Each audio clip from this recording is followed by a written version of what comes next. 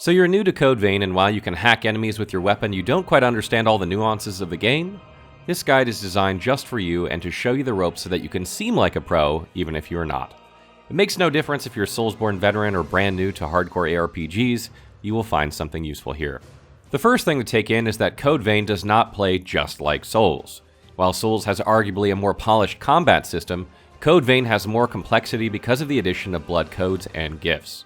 This allows the player to swap their build on the fly, meaning they can be a warrior 1 minute and a spellcaster the next if they so choose. In addition, gifts allow players to pull off more extraordinary feats while in combat, things you would never see in a Souls game. Let's begin with these, as they are the backbone of what separates Code Vein from games it's so clearly inspired by. Gifts in Code Vein are passive and active abilities that the player can use to supplement their combat style. This adds a lot of variety to what players can do and allows for customization that is deep and rewarding. What combination of gifts you use, how powerful these are, and what's the best way to go about it are all things that need some thinking about. There are 3 types of gifts in Code Vein, and these are light gifts, dark gifts, and skill gifts. Light gifts are generally buffs that you can apply to yourself or your companion that increase your damage, apply status effects to your attacks, or even prevent you from taking damage. The effectiveness of light gifts is increased by your mind scaling, so pay attention to this stat when wishing to use light gifts. Dark gifts are usually those that deal damage to enemies directly, like spells that deal fire, ice, or lightning.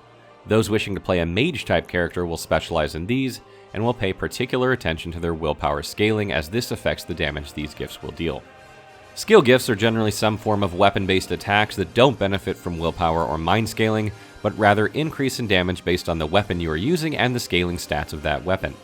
Those wishing to play a melee-type character will look to use these gifts. All gifts in Code Vein require varying amounts of Ichor in order to use them. Ichor is, for all intents and purposes, your energy or mana that you use to cast your gifts. At any time, you can only carry a certain amount of it, which is determined by your blood code.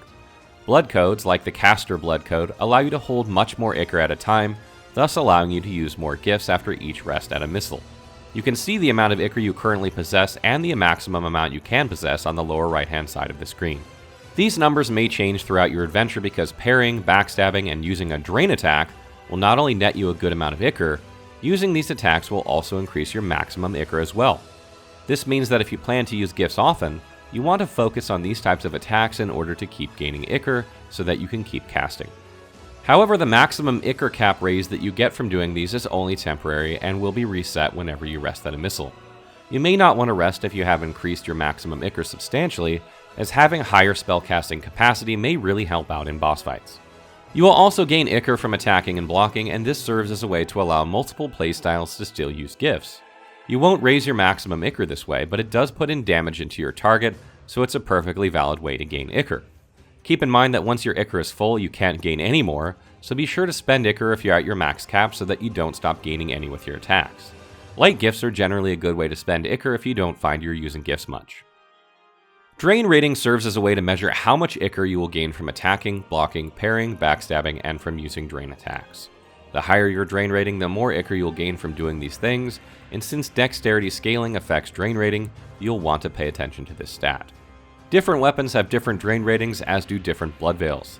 Be sure to select the one that matches the amount of gifts you plan to use for best results. If you don't find you use many, it may be better to use a blood veil that increases your damage scaling rather than your drain rating, or vice versa.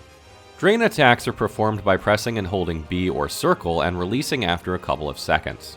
This attack damages your enemy and drastically increases both your current Ichor and max Ichor, so it's wise to use it when you know you can safely do so at least once after every rest at a missile. You can even combo this into your regular attacks by pressing RB plus B or RB plus circle mid-attack chain. It can be difficult to pull off, but it's worth noting. Additionally, you can pull off a special drain attack when you're focused by pressing RB plus Y or RB plus triangle.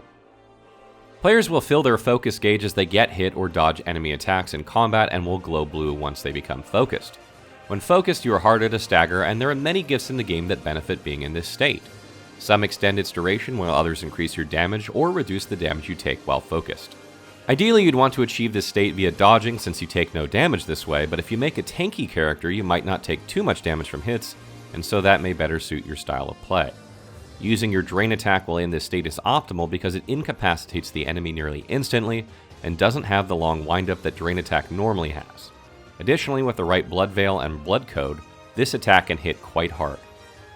Blood codes, for all intents and purposes, are the classes of Code Vein. These can be changed at will at any time and drastically alter the stat scaling of your character, which in turn changes which attacks and gifts are more effective. They also change your mobility, max Ichor, and have a huge impact on what weapons and blood veils you'll be able to use successfully. While some of these are pretty straightforward, there are some hybrid blood codes that allow for a mix of two traditional archetypes. To decide which to use, you need to figure out how you like to play or what you'd like to test out. If you want to play a warrior type, then Fighter, Berserker, and Atlas are all good choices. If you want to play a mage type, then Caster, Hunter, Darkseeker, and Artemis are all great choices. If you want to play a rogue type, then Ranger, Fighter, Mercury, Darkseeker, and Assassin are all excellent. If you want to play a Ranger type, then Ranger, Hunter, and Artemis are all great options. These are not all the blood codes, but ones you will find rather early on. When selecting between the ones under each archetype, it's going to come down to just exactly how you play and which gifts you use.